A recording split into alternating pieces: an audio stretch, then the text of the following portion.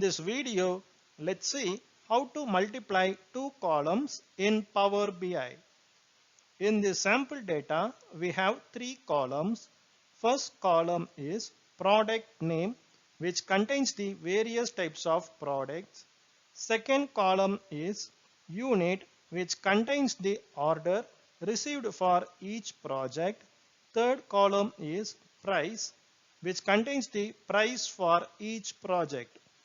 From this overall data, we need to calculate the total price for each project. To get this, we need to multiply the units ordered by the customer and price of the product, then keep the output in new column. To create a new calculated column, choose Table Tools from above toolbar and select New Column. With calculated columns, we can add new data to a table already in your model. In Power BI, when we create a DAX formula for a new column, it will calculate a result for every row in the table. Column values are recalculated as necessary, like when the underlying data is refreshed and values have changed.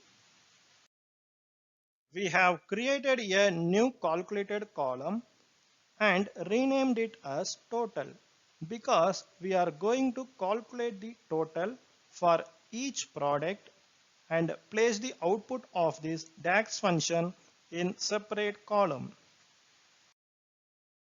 We will begin it with selecting the unit column from the product details table. In Power BI, there is not multiply function in DAX.